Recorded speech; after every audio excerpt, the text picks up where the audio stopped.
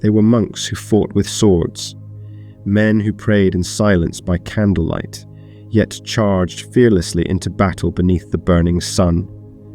They swore vows of poverty and chastity, yet commanded riches and influence greater than many kings. For 2 centuries, the Knights Templar stood at the heart of Christendom, their red cross both a symbol of sacrifice and a source of mystery. Their rise was meteoric, their fall sudden, and their legend eternal. This is their story, of devotion and discipline, of power and betrayal, and of secrets that still whisper through the corridors of time.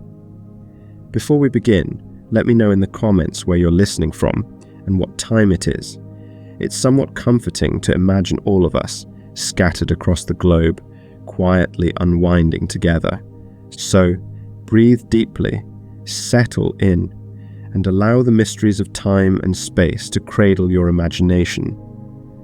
For in the quiet hours of the night, under the same stars watched by our ancestors, the secrets of long-lost civilizations await, patiently, quietly, like ancient stars still shining from light years away.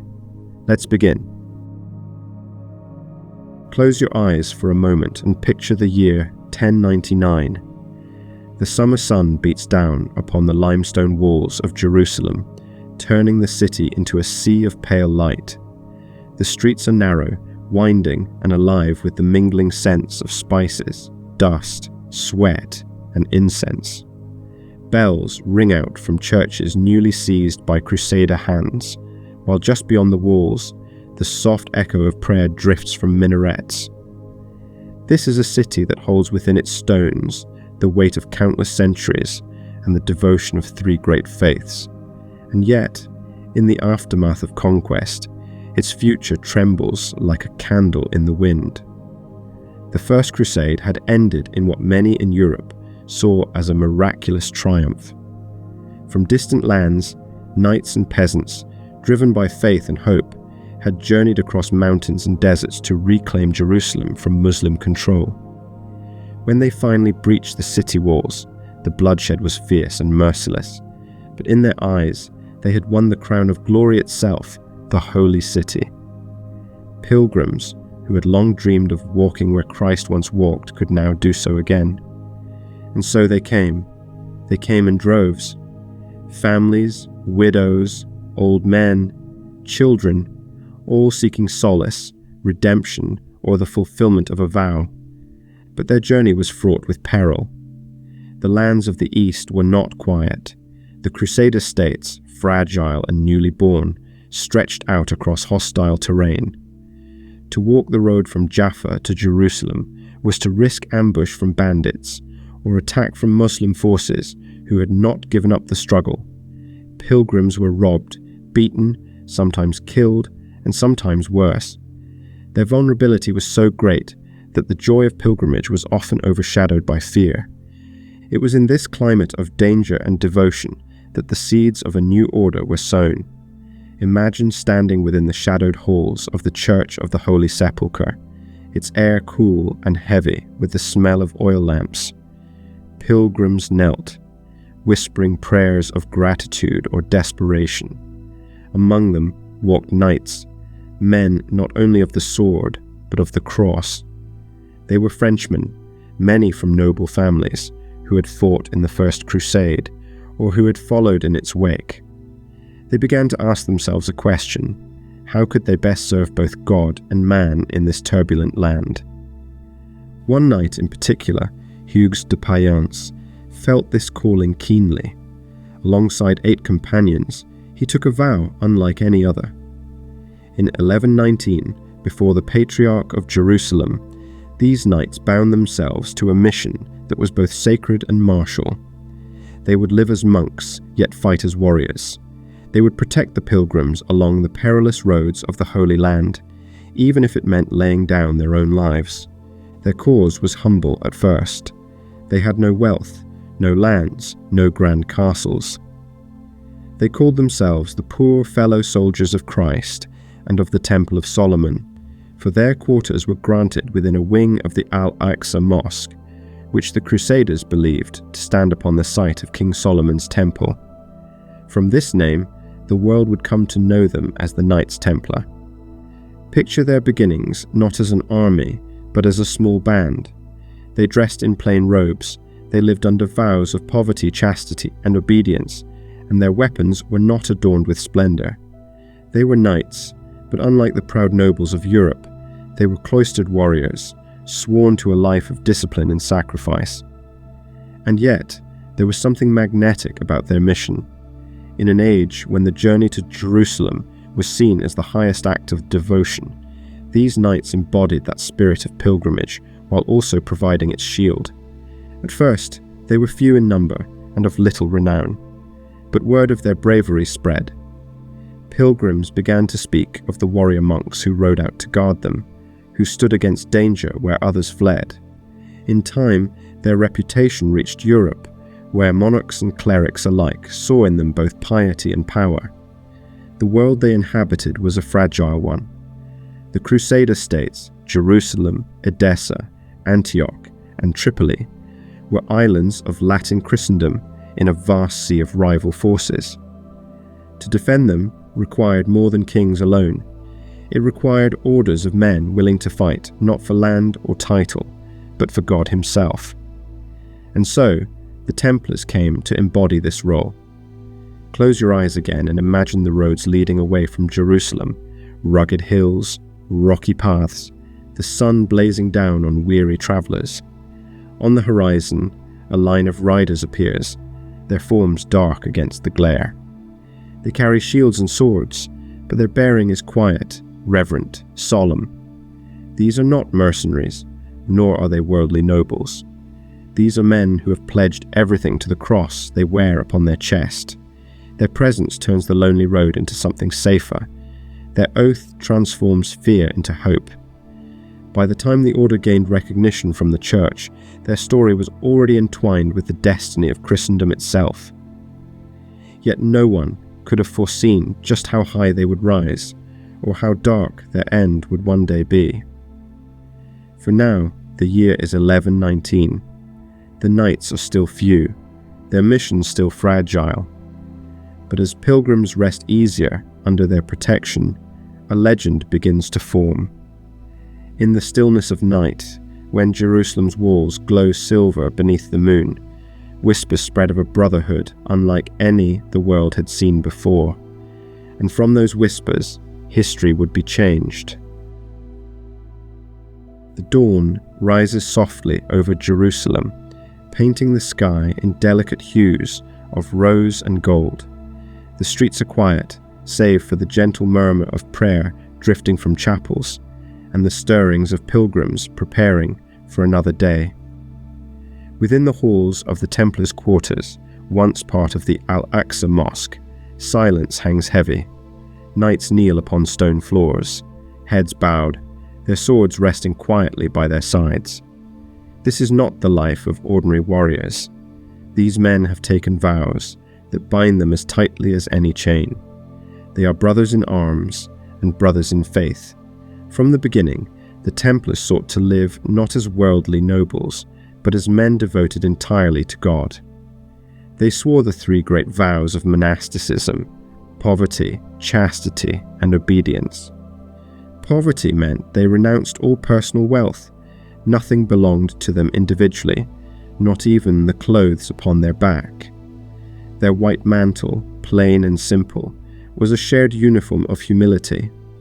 Chastity meant the rejection of earthly desire, a vow to remain pure in service to God. And obedience meant absolute submission to the will of their master, their order, and the church. Yet theirs was no ordinary monastic life. Unlike the Benedictine or Cistercian monks who prayed in cloisters and tilled the soil in peace, the Templars carried swords and rode war horses. They blended the quiet devotion of the monastery with the ferocity of the battlefield. To the medieval mind, this union was both startling and inspiring, a brotherhood that prayed by candlelight at dawn, then rode out under the burning sun to guard the roads, their blades ready to defend the faithful. For a time, Their way of life lacked structure. They were knights with vows, but their order had no formal rule to govern its every detail. That changed in 1129, when their existence was formally recognized at the Council of Troyes in France. Here, under the guidance of the influential abbot Bernard of Clairvaux, a detailed rule was written for the order. This rule, inspired by the monastic traditions of the Cistercians, set out how the Templars would live, pray, fight, eat, and even sleep. It transformed them from a small band of warrior monks into a disciplined institution. The rule was precise and demanding. The knights were forbidden from hunting, gambling, or swearing oaths.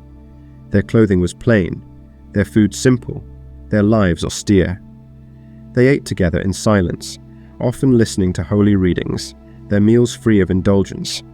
Their hair was cropped short, their beards left unshaven.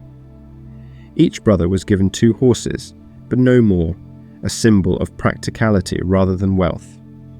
Even their bedding was regulated, a reminder that comfort was not their aim. But there was one aspect of the rule that set them apart most of all, their role as warriors. Unlike monks in cloisters, the Templars were commanded to fight without fear, to hold their ground no matter the odds. The rule instructed that no brother should flee the field of battle unless the odds were so overwhelming as to make resistance utterly hopeless. To retreat was to dishonor God and their order. In this, they became known for a near-fanatical courage, a willingness to stand fast, even in the face of death. Bernard of Clairvaux, a man of great spiritual influence, praised the order in his work. In praise of the new knighthood, he spoke of them as soldiers unlike any others, not serving earthly kings, but Christ himself. In their union of monastic devotion and martial discipline, Bernard saw a new ideal of Christian knighthood, one that would inspire admiration across Europe. To many, the Templars became a living example of how faith and war could intertwine in service of a higher cause. Yet behind the austere rules and the stern vows, daily life for the Templars was marked by rhythms both sacred and ordinary. They rose before dawn to pray, their chants echoing softly through stone halls. They trained with weapons, sparred with one another, cared for their horses, and drilled in formation.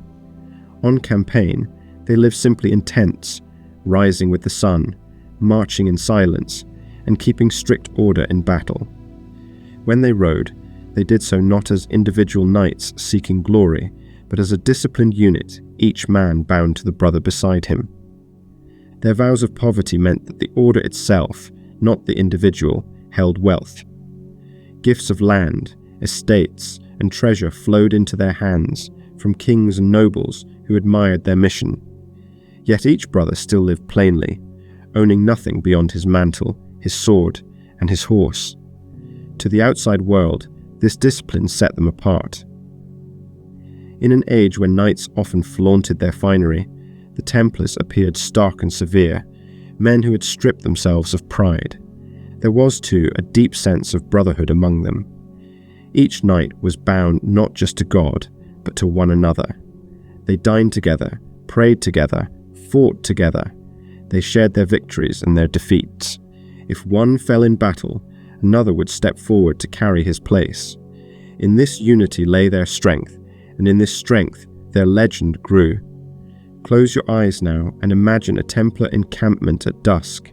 The sun has sunk low, casting the land in amber light. Horses shift and snort in the background, their silhouettes tall against the fading sky. Within the camp, brothers gather in quiet circles, some repairing weapons, others whispering prayers. The red cross upon their mantles glows faintly in the firelight, a symbol of sacrifice and faith. They are warriors, yes, but also monks, men who have bound their lives to a higher order, who have chosen discipline over indulgence, devotion over desire. It is in this balance of prayer and battle, austerity and ferocity, that the true character of the Templars is found. They are unlike any brotherhood before them, a paradox of peace and war.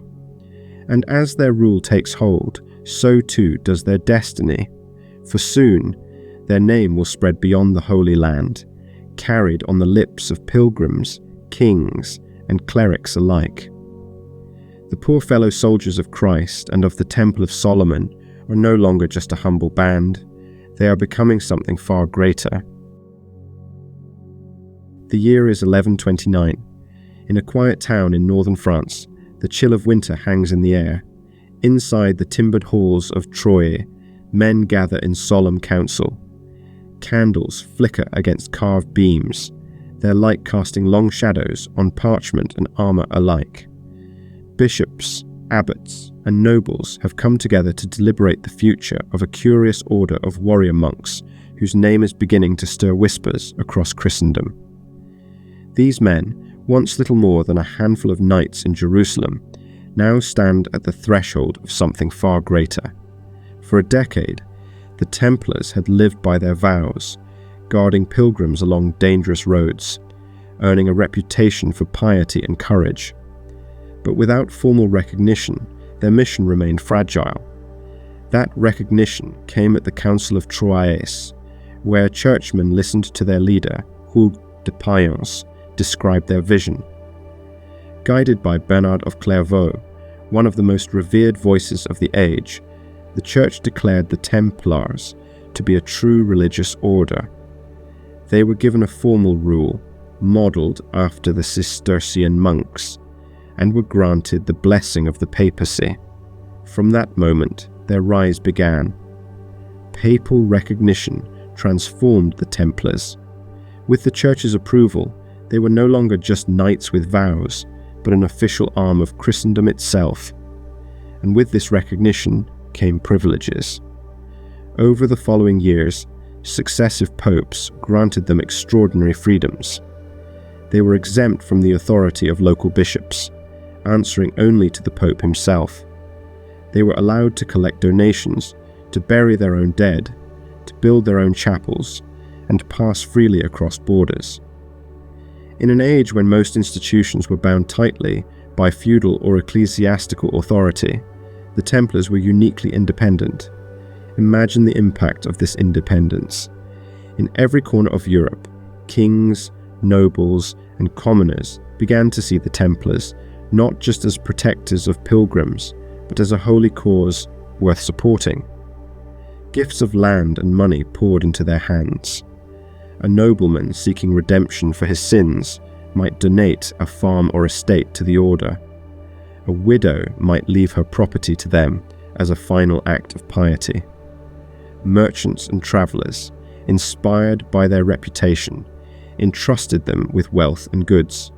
And so, from humble beginnings, the Templars began to amass holdings across Europe. Fields, vineyards, mills, and castles that would sustain their mission in the East. Their growing power was not measured only in wealth, but in men. Young knights from noble families, inspired by their example, sought to join their ranks. Some came for faith, others for honour, and still others for the promise of absolution. The sight of a knight renouncing wealth and title to don the white mantle of the Templars was seen as a noble act, one that gave the order prestige and respect. With every new recruit, their presence on the roads of the Holy Land grew stronger. Bernard of Clairvaux played a vital role in shaping their image. In his treatise, In Praise of the New Knighthood, he described them as warriors of a new kind, humble in life, fierce in battle, unwavering in faith. To Bernard, the Templars embodied a perfect harmony of prayer and combat. Unlike worldly knights who fought for glory or gain, the Templars fought for Christ alone. His words spread across Europe, stirring admiration and attracting support. In the minds of many, the Templars were no longer just protectors of pilgrims. They were champions of the faith, living saints in armour. As their reputation grew, so too did their responsibilities. The Crusader states, fragile outposts in a hostile land, relied heavily on the Templars.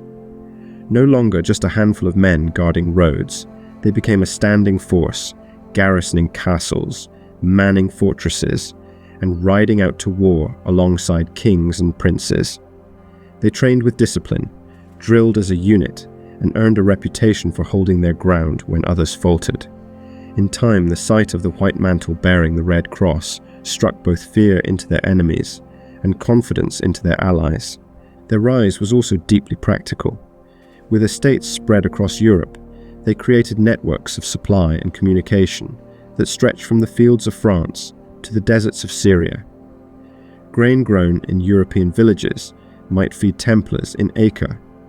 Silver mined in Spain might pay for weapons forged in Italy. Their organization was unlike anything the medieval world had seen: disciplined, international, and efficient. But for all their wealth and privilege, the Templars themselves continued to live simply. Their vows remained strict. Within their houses, meals were plain, conversation minimal, comforts few. Each man owned little beyond his sword, his mantle, and his horse. It was this contrast, vast wealth held by the order, yet austere lives lived by the brothers, that lent them both mystique and admiration. Outsiders saw them as incorruptible, men who controlled riches, yet took none for themselves. Close your eyes and imagine a European village in the mid-12th century. Fields ripple with wheat, the air smells of wood smoke and damp earth. At the edge of the village rises a new building, solid and imposing, with a red cross carved above its gate. This is a Templar preceptory, a local commandery of the order.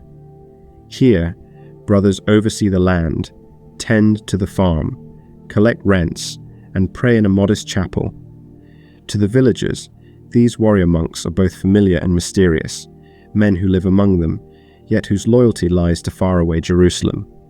Their presence reminds all who see them that the struggle for the Holy Land is not just distant, but part of their own lives and salvation.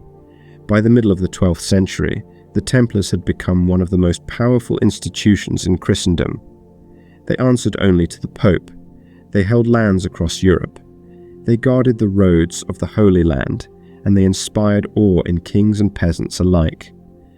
What had begun as a small band of 9 knights in Jerusalem was now a brotherhood known across continents. As night falls upon their preceptories, the brothers kneel once more in prayer. Their voices rise softly in chants, mingling with the crackle of firelight. They are men of discipline, men of faith, men whose order has grown beyond anything they might have imagined. And yet, for all their strength, the road ahead is fraught with challenges, for their mission is bound to the fate of the Crusades themselves. Theirs is a story of glory, but also of tragedy still to come. The desert sun blazes high above the plains of the Levant. Heat shimmers on the horizon, distorting the view of distant hills and fortresses. Along dusty roads, caravans of pilgrims inch forward, weary and parched. Suddenly, the sound of hooves rises in the distance. A column of horsemen emerges, their white mantles glowing in the light, each marked with a bold red cross. Their banners flutter in the dry wind. These are the Knights Templar, guardians of the faith, whose very presence transforms danger into safety. As the Crusader states struggled to survive in a hostile land, the Templars became their shield. No longer just a handful of protectors, they evolved into a disciplined military force. By the mid-12th century, their castles dotted the frontier, strongholds like Saft, Tortosa, and the mighty fortress of Gaza. From these bastions, they launched patrols, guarded borders, and responded to threats. The Templars were not mercenaries, nor servants of any one king. They were a standing army, sworn to the cross, answerable only to the Pope. Their reputation for bravery quickly grew. The rule of the Templars demanded that no brother retreat from battle unless the enemy outnumbered them 3-1. Even then, withdrawal was seen as shameful unless commanded by their master. This steadfastness made them formidable allies and fearsome opponents. Chronicles from the time describe Templars holding their lines when others fled, their discipline unbroken even in the chaos of battle. To fight against them, was to fight men who did not fear death, men who believed that to fall in combat was to enter eternal glory. One of their earliest great tests came at the Battle of Montgisard in 1177. King Baldwin IV of Jerusalem, a young monarch stricken with leprosy, faced the powerful Muslim leader Saladin, whose army vastly outnumbered his own. As Saladin's forces swept across the land, Baldwin and his small host, bolstered by Templar knights, launched a desperate counterattack. Against all odds, the Christian army routed Saladin, sending his troops fleeing across the plains. Chroniclers attributed much of the victory to the courage of the Templars, whose charge struck like a hammer against the heart of Saladin's lines. Yet victory was never guaranteed. At the Battle of Hattin in 1187, the Templars faced one of their darkest hours. Saladin, by then an experienced commander, lured the Crusader army into the burning heat of the Galilean hills. Surrounded and parched, the Christians withered under the relentless sun. The Templars fought valiantly, but exhaustion and thirst overcame them. Many were captured, others perished where they stood. When the dust settled, Jerusalem itself was left vulnerable, and soon after, it fell once more into Muslim hands. For the Templars, Hattin was a bitter reminder that devotion alone could not always turn the tide of war. Despite such losses, their martial reputation endured. Time and again, the Templars played pivotal roles in campaigns across the Holy Land. They defended castles under siege, escorted kings into battle, and launched daring raids into enemy territory. Their strict discipline set them apart. Whereas other knights might pursue plunder or glory, the Templars fought in tight formation, united in purpose. To their enemies, they were relentless. To their allies, indispensable. Their identity as warriors was reinforced by their striking appearance. The white mantle with its crimson cross became one of the most recognizable symbols of the Middle Ages. On the battlefield, it marked them as men set apart, fighting not for themselves but for God. To see a Templar charge, lances lowered, banners streaming, was to witness a sight both terrifying and awe-inspiring. Chroniclers often describe them as fearless, charging headlong into danger with chants of prayer upon their lips. Beyond the great battles, the Templars' role was also practical. They guarded roads, escorted pilgrims, and patrolled dangerous passes. To a weary traveller walking through a lonely ravine, the sight of a Templar patrol was a vision of relief. To a caravan of merchants crossing dangerous ground, their protection was worth every coin. Through these daily acts, as much as through great battles, the Templars secured their reputation as guardians of the Holy Land. Close your eyes and imagine a night on the frontier. The desert air is cool, the sky ablaze with stars. A Templar garrison keeps watch within the walls of a stone fortress, its towers rising above the darkened plain. Fires burn in the courtyards, where brothers tend to their armor and horses. Some gather in the chapel, their voices rising in soft chants. Others stand silently on the walls, gazing out into the vast night, knowing that somewhere beyond the horizon, enemies prepare their own watch. In this stillness, the Templars embody their paradox. Monks at prayer, soldiers at arms, their lives balanced on the edge of devotion and danger. Through victories and defeats, the Templars became more than warriors. They became a symbol of unwavering faith, of courage fused with discipline, of men who embodied the union of sword and scripture. And yet, while their martial fame would endure, another role awaited them, one that would make them not only warriors of the Holy Land, but also masters of wealth and influence across Christendom. The clang of armor fades, and the clash of battle drifts into silence. Now picture instead the soft rustle of parchment, the scratching of quills, and the quiet hum of voices within the stone halls of a Templar commandery in Europe. Outside, fields stretch wide beneath the sky, dotted with sheep and vineyards, tended not by lords, but by brothers sworn to poverty. Within these walls, knights and sergeants, scribes and stewards move with purpose. Here, far from the deserts of the Holy Land, the Knights Templar forged another kind of power, one not of swords, but of silver. The Templars' reputation as fearless warriors made them respected across Christendom. Yet what truly secured their place in history was their skill at organization and finance. From the moment they were granted estates by pious nobles, they developed a system of management unlike anything Europe had seen. Their houses, known as preceptories, became hubs of both spiritual devotion and economic activity. Each estate produced food, wool, wine, and grain, which funded the order's missions abroad. Soon, they possessed lands stretching from Portugal to Poland, from England to the edges of the Byzantine Empire. But they did more than a farm. The Templars became masters of administration. They collected rents, oversaw mills, and traded in markets. They built networks of wealth that flowed not to individuals, but to the order as a whole. Their vows of poverty meant no brother grew rich personally. All belonged to the order, and all was directed toward their cause. Yet the collective strength of this wealth gave them a power greater than many kings. Their innovation went further still. In an age when travel was dangerous and theft common, the Templars devised a system that made pilgrimage safer. A traveller might deposit money at a Templar house in London or Paris, receiving in return a letter of credit.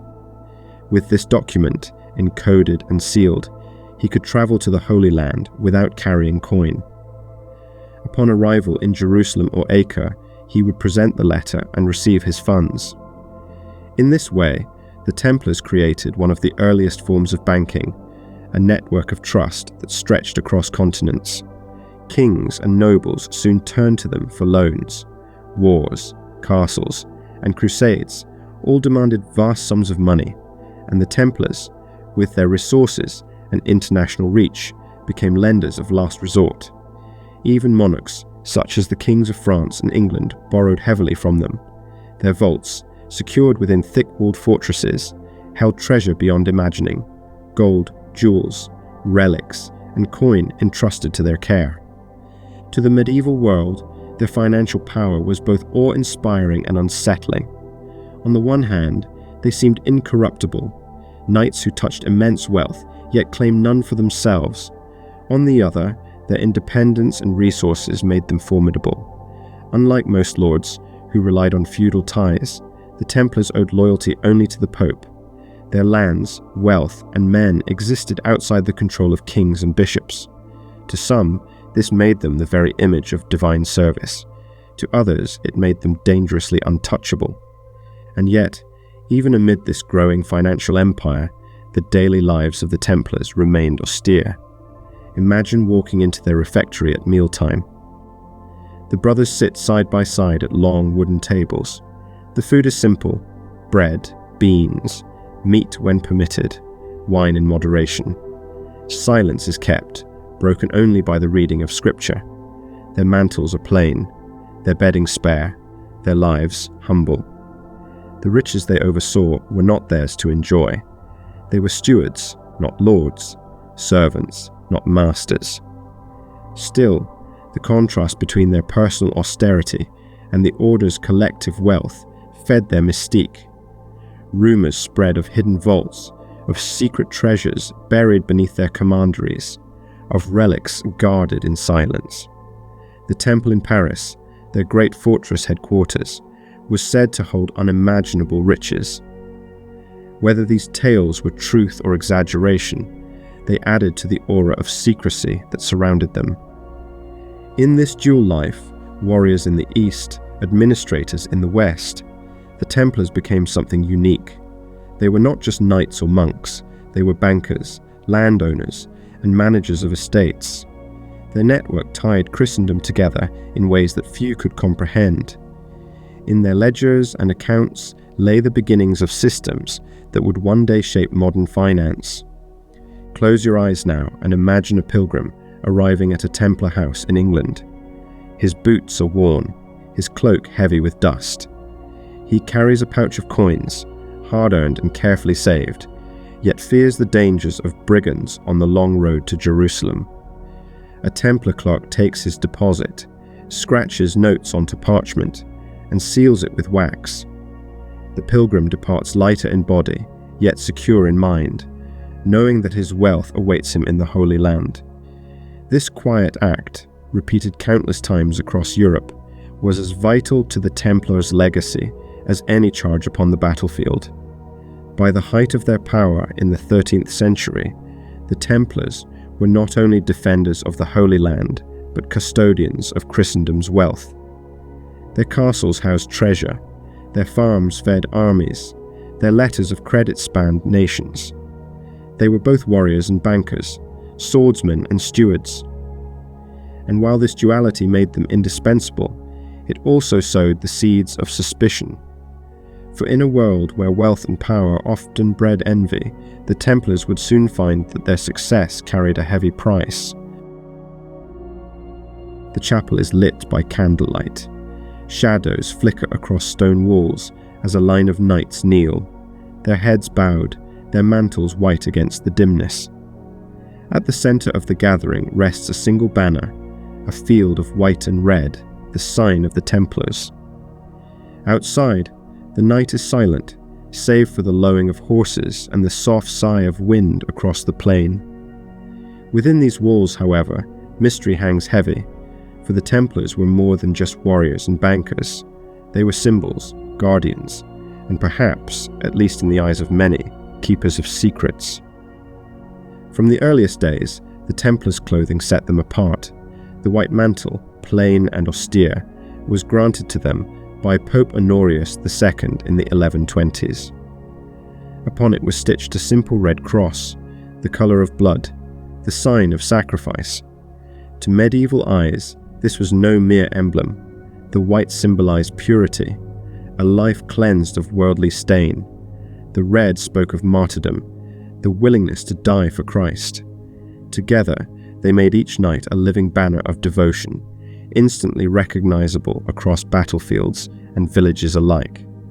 To see the Red Cross was to see courage embodied.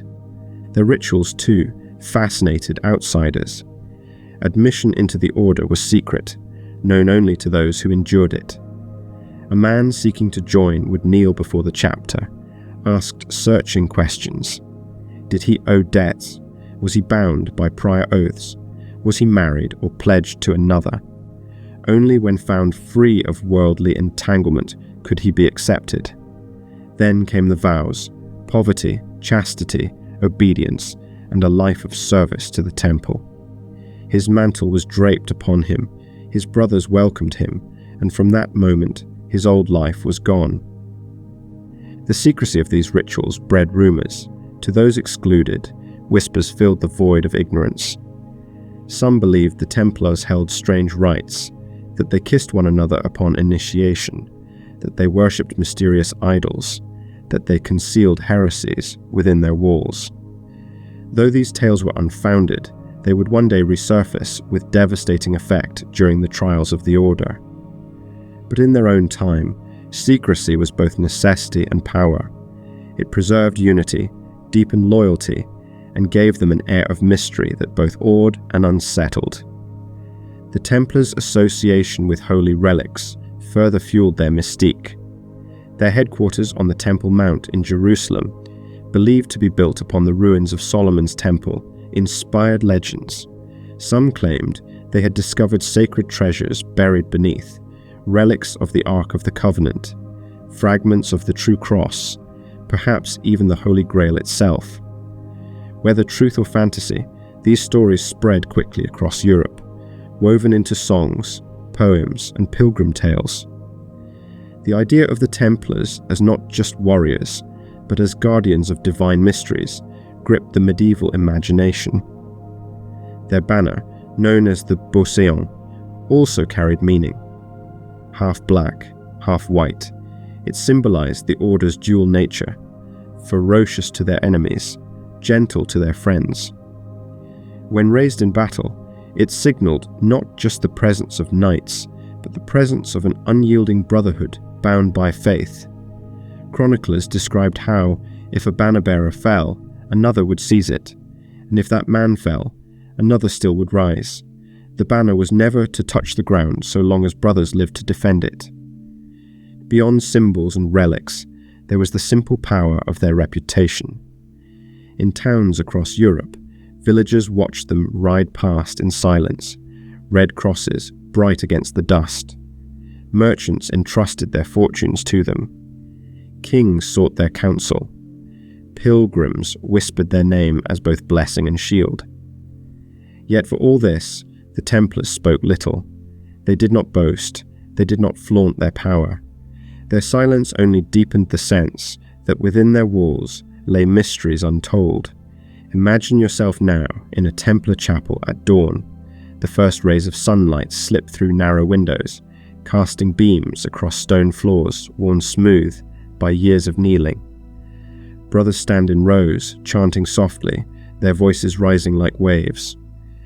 On the altar lies no gold or jewel, but a plain wooden cross. And yet, to those who look upon it, there is power. Power not just of faith, but of legend, of the belief that these men stand at the threshold between heaven and earth, guarding secrets too great for ordinary eyes. As centuries passed, their symbols became more than marks of identity. They became icons of fear and wonder. To friends, the cross upon their mantle promised safety and strength. To enemies, it meant resistance and death. To the curious, it hinted at hidden truths, relics, and perhaps even forbidden wisdom. The Templars never confirmed nor denied these tales. Their silence was both their shield and their undoing. In the twilight of their era, long after their battles had ended, it was these symbols and mysteries that ensured their memory endured. For while castles may crumble and armies scatter, the power of a symbol, whispered from one generation to the next, is eternal. The white mantle, the red cross, the banner of black and white, all linger still in the imagination, as vivid now as they were beneath the desert sun. The air over Jerusalem in the summer of 1187 was heavy with dust and dread. From the walls, defenders peered out at the vast army of Saladin encircling the city. Banners fluttered in the hot wind, drums echoed across the plain, and the knowledge weighed on every heart. The holy city was once again under siege. Among those within the walls were the Templars, their white mantles marked with the red cross, their swords ready, though their spirits were strained. For decades they had fought to hold the Holy Land, but now the balance of power had shifted. The turning point had come months earlier at the Battle of Hattin. On a dry July day, the Crusader army, parched and exhausted, faced Saladin's forces in the hills of Galilee. The heat was merciless, the water scarce. The Christians, weighed down by armor, faltered beneath the blazing sun. The Templars, true to their vows, fought fiercely, but the enemy's numbers and tactics overwhelmed them. Many were slain, others taken captive. The loss was catastrophic. When the dust cleared, the Crusader army lay broken, and the road to Jerusalem lay open. In October of that year, Saladin entered the city. Unlike the carnage of the First Crusade, his capture was marked by mercy, but the impact was no less profound. To the Christian world, the fall of Jerusalem was a shattering blow. Pilgrims wept, kings and popes called for renewed crusades, and the Templars found themselves at the heart of a desperate struggle to reclaim what had been lost. For more than a century afterward, the order remained entwined with the fortunes of the Crusader states. They fought in campaigns led by kings such as Richard the Lionheart, who struck truce with Saladin after fierce battles along the coast. The Templars held fortresses at strategic points, guarding borders and defending vital ports. Their castles, built with thick walls and towers, became bulwarks of resistance, places where defenders could hold out for weeks, sometimes months, against overwhelming odds. Yet the tide of history was against them. One by one, the Crusader strongholds fell. Edessa was lost, Antioch weakened, and Tripoli diminished. Though reinforcements arrived with later crusades, they rarely achieved lasting success. The Muslim powers, united under determined leaders, pressed ever harder. By the late 13th century, the once proud Kingdom of Jerusalem had dwindled to a narrow strip of coastal territory, its capital transferred to Acre. Acre itself became the last jewel of Christendom in the east. Bustling with merchants, pilgrims, and soldiers, it was both fortress and trading hub, its harbours filled with ships from Italy and beyond. Within its walls, the Templars maintained their great headquarters, a stronghold of stone rising above the city. Here they planned, prayed, and prepared, knowing that the fate of the Crusader states rested on Acre's survival. In 1291, that survival came to its end. Saladin's successors, leading a vast and determined army, laid siege to the city. The assault was relentless. Siege towers, catapults, and waves of soldiers battered the walls. Inside, Templars fought shoulder to shoulder with Hospitallers, Teutonic Knights, and soldiers from across Europe. For weeks they resisted, but the sheer force of the attack proved too great. When the walls finally fell, chaos erupted. The city was engulfed in fire and blood. Civilians fled in panic. Ships crammed with refugees sailed desperately from the harbour, and defenders fought in the streets until overwhelmed. The Templars retreated to their great fortress by the sea, holding out long after the rest of the city had fallen. Surrounded and besieged, they fought until their walls crumbled, until their numbers were spent. Only a handful escaped by sea. For the rest, the defence of Acre was their final stand in the Holy Land. The loss of Acre marked the end of an era. With its fall, the Crusader presence in the east was extinguished. No longer did Christian banners fly over Jerusalem or the coastal fortresses of Palestine. For the Templars, it was a moment of profound change. They had been founded to protect pilgrims in the Holy Land, to fight for the sacred places of Christendom. Now those places were gone, their mission undone by the course of history. Yet the Templars did not vanish. They withdrew to Cyprus, reorganizing and adapting. Their wealth, estates, and networks across Europe remained intact. Their order still commanded respect. Their name still carried weight. But without the Holy Land to defend, their purpose was questioned. Were they still warriors of Christ, or had they become too rich, too powerful, too detached from the cause that had first given them life? Close your eyes and picture the empty walls of Acre after the smoke had cleared. The sea crashes endlessly against the shore, gulls cry overhead, and broken stones lie scattered where once a city thrived. The fortress of the Templars stands in ruin, its towers shattered, its halls silent. The Red Cross no longer flies above its battlements. In that silence is the echo of an ending, a chapter closed in blood and fire. Yet the story of the Templars was not finished. Their fate would now unfold not in the deserts of the East, but in the courts and kingdoms of Europe, where envy and ambition would prove as deadly as any sword. The year is 1300. Across Europe, the bells of cathedrals ring, markets bustle, and kingdoms wrestle with their own ambitions. But in the halls of power, murmurs begin to rise, murmurs about the Templars, about their wealth, their independence, and their shifting place in a world where the Holy Land is lost. Once hailed as defenders of Christendom, the warrior monks now stood without their sacred battlefield. To some, they remained a pillar of stability. To others, they had become a problem too large to ignore. The fall of Acre in 1291 had left the Templars adrift. They regrouped on Cyprus, hoping to launch new crusades, but enthusiasm for such ventures had waned. Kings, who once poured resources into reclaiming Jerusalem, now turned their focus inward, concerned with wars, debts, and political rivalries.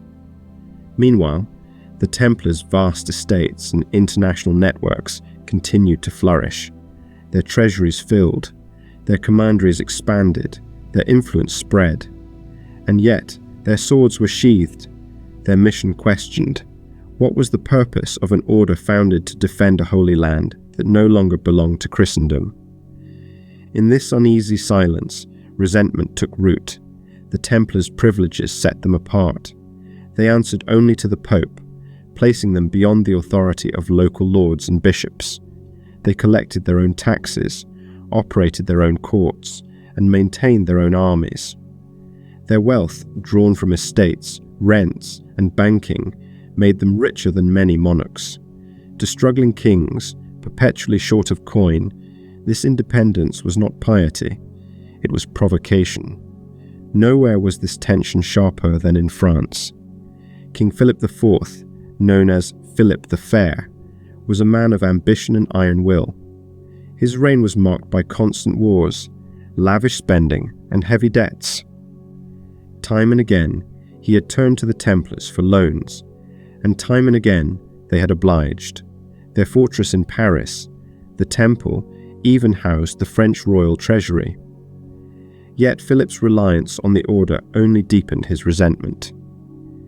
He was a king beholden to monks with swords and ledgers, and that was a humiliation he could not endure.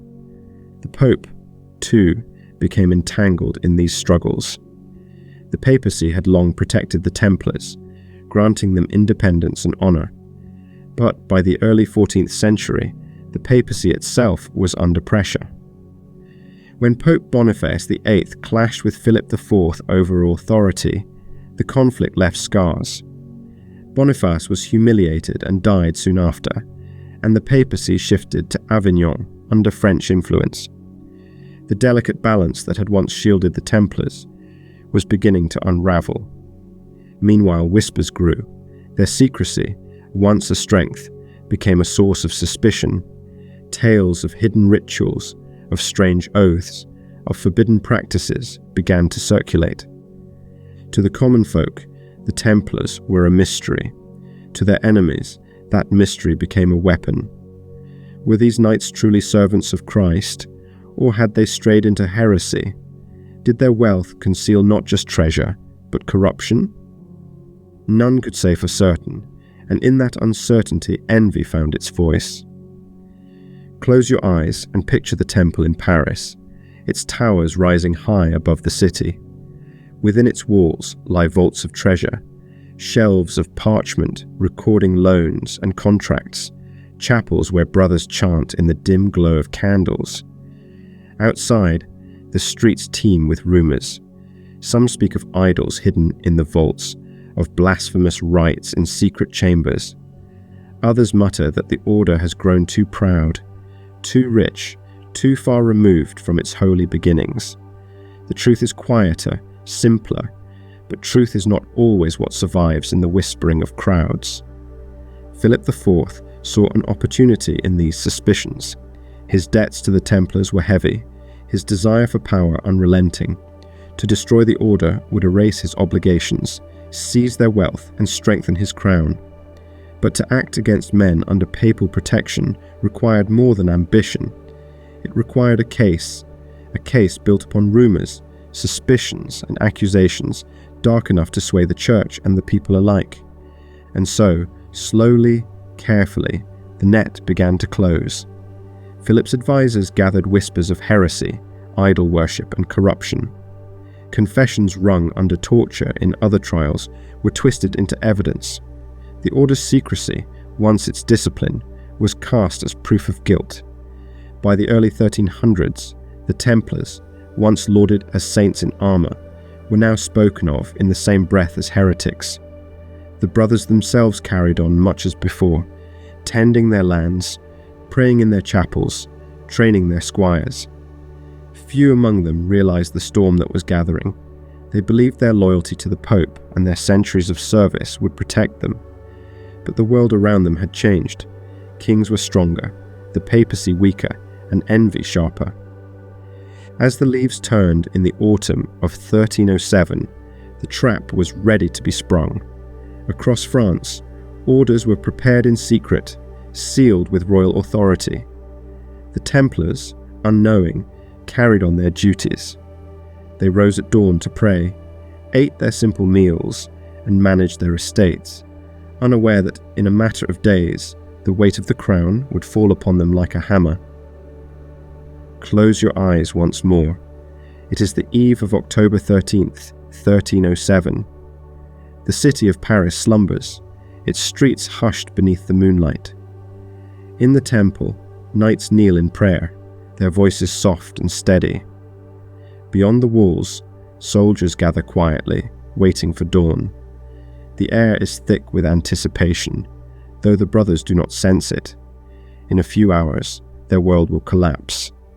The envy of kings and the whisper of heresy will converge, and the order that once guarded Jerusalem will find itself a prisoner in the land it once protected. Dawn broke pale and cold over Paris on the morning of Friday, the 13th, 1307. The city stirred slowly awake, unaware that history was about to take a turn steeped in betrayal. As the first light touched the spires of Notre Dame and the rooftops of the temple, royal soldiers fanned out across the streets. Their orders were sealed, their purpose clear: seize every Templar in France. The bells had not yet rung for morning prayers when the hammering began on heavy oak doors. Within moments, the lives of the warrior monks had changed forever. In the temple fortress, the brothers were roused from their beds, confusion etched across their faces. Clad in their mantles, some protested, some prayed, others submitted in stunned silence. Across France, from commanderies large and small, the same scene unfolded. Hundreds of knights, sergeants, and lay brothers were taken captive, their swords stripped from their sides, their keys and ledgers seized. In a single coordinated strike, the most powerful order in Christendom was brought low. The date, Friday the 13th, would echo through legend for centuries as a day of misfortune. The charges laid against them were shocking. They were accused of heresy, of spitting upon the cross, of worshipping idols, of denying Christ. They were accused of obscene initiation rites, of secret sins hidden within their rituals, of placing loyalty to their order above loyalty to God. To the common folk, who had long wondered at the secrecy of the Templars, such accusations seemed possible. To their enemies, they were a weapon. To King Philip IV, they were a convenient truth. Yet the truth was twisted by pain. Under the shadow of dungeons, with the instruments of torture close at hand, many brothers confessed to whatever was demanded of them. Bound, beaten, burned, they admitted to heresies they had never spoken, to sins they had never committed. Some recanted when freed from the rack, declaring their innocence, only to be pressed again until their voices broke. The confessions, tainted though they were, gave Philip what he needed. A case could now be made that the Templars were not holy knights, but enemies of the faith. Pope Clement V, caught between the power of Philip and the legacy of papal protection for the Templars, hesitated. At first he protested, demanding that the order be tried under the Church's authority, not the Crown's, but the tide was against him. In time, papal commissions were established, and trials spread across Christendom. In England, in Aragon, in Italy, Templars were questioned. In some places, they were treated more gently, their innocence more readily acknowledged. But in France, where Philip's will was law, the outcome was darker. Imagine the scene of a Templar prison in Paris. The air is damp, the stones slick with cold. Brothers sit huddled in corners, their mantles torn, their beards matted. Some whisper prayers, others sit in silence, their eyes hollow from pain. The scrape of iron doors and the echo of footsteps signal another summons, another round of questioning. For men once feared upon battlefields, the helplessness of captivity was a torment as deep as any chain. Years passed as the trials dragged on. Evidence was twisted, confessions repeated, innocence denied. Some brothers were released, broken but alive. Others were condemned, burned at the stake as heretics, their cries rising into the night.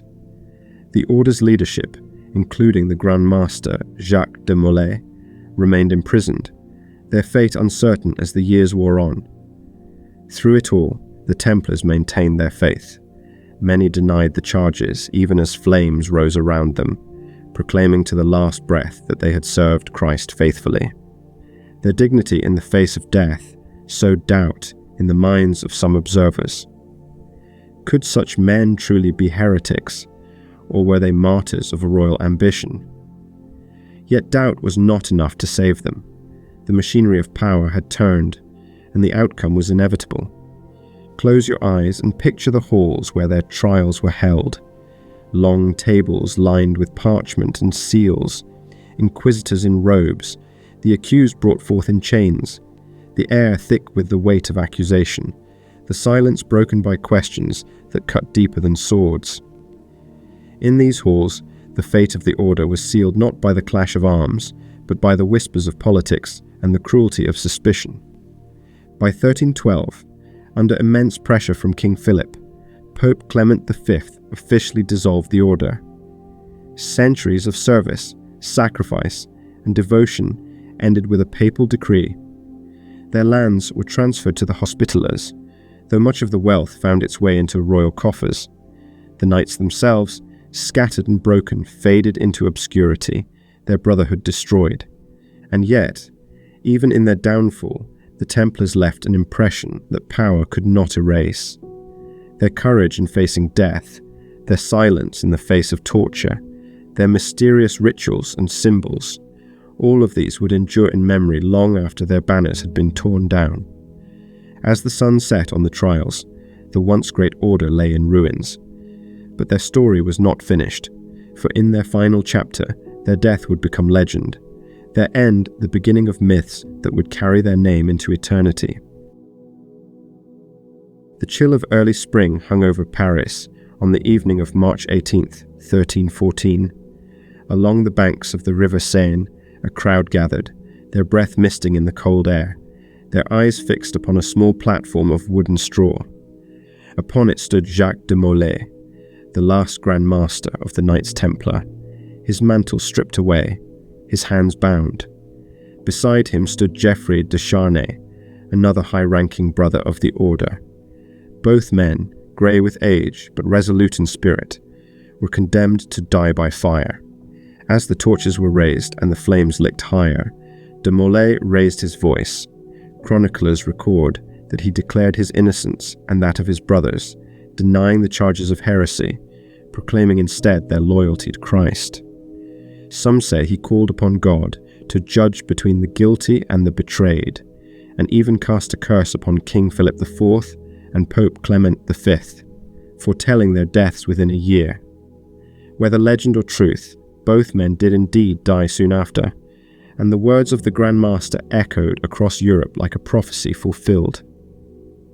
The fire consumed his body, but not his memory. The sight of the last Templar master, standing firm as the flames rose around him, became a story retold for centuries. For many, he was not a heretic, but a martyr, one who perished not in battle, but in the flames of royal greed and papal weakness. His death marked the end of the Order, but the beginning of a legend. With the Templars officially dissolved, their lands and wealth were largely passed to the Hospitallers, though much was seized by kings. Their castles changed hands, their commanderies became farms or estates under new masters.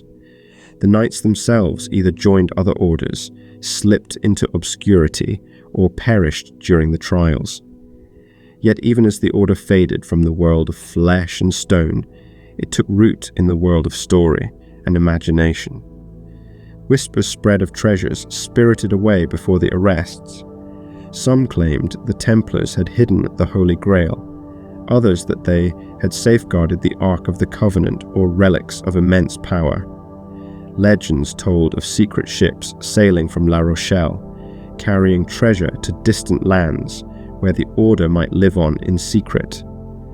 In Scotland, in Portugal, in far-off corners of Europe, rumors arose of Templar survivors blending into new brotherhoods, their Red Cross hidden but not extinguished. The myths only grew with time. Some believed the Templars had seeded the traditions of the Freemasons, carrying with them secret knowledge of architecture, geometry, and divine mysteries. Others imagined them as guardians of esoteric wisdom, protectors of hidden truths passed down through the ages. In literature and art, their image became a canvas upon which countless tales were painted, sometimes heroic, sometimes sinister, but always compelling. Even their symbols endured.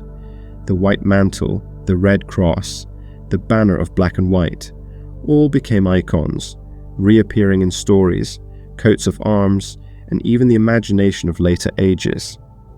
The very name Templar became shorthand for mystery and courage, for secrecy and devotion. Close your eyes and picture the ruins of a Templar commandery centuries after their fall. Stones crumble, grass grows wild among broken walls, the chapel roof open to the sky. Yet in the silence, one can almost hear the echo of chants, the clatter of hooves, the whisper of brothers at prayer. The order may be gone, but its presence lingers like a shadow at dusk, quiet, persistent, impossible to erase. The Templars' true legacy lies not only in legend, but in their impact upon history. They pioneered systems of finance that laid the groundwork for modern banking. They demonstrated the power of international organization, connecting estates across continents in service of a single mission. They embodied an ideal of discipline and devotion that inspired both admiration and fear. And though they fell victim to the envy of kings, their story continues to teach of the fragility of power, the dangers of secrecy, and the enduring strength of faith. Today, their name still sparks curiosity. From novels and films to whispered theories of hidden treasures, the Templars remain part of our cultural imagination. They remind us that history is not just about what was, but about what is remembered, retold, and reshaped across centuries. Their downfall may have been written in fire, but their legend shines brighter still, carried through time like a torch passed from one generation to the next. And so, as the flames on the Seine died down that March night in 1314, the earthly chapter of the Templars came to an end. Yet, in the quiet embers of their demise, a new chapter began, one not of swords and fortresses, but of myth and memory. In this way, the Templars never truly disappeared. They endure not in stone or steel, but in the stories we tell, the mysteries we ponder, and the symbols we continue to hold in awe. Close your eyes one final time and let the scene linger.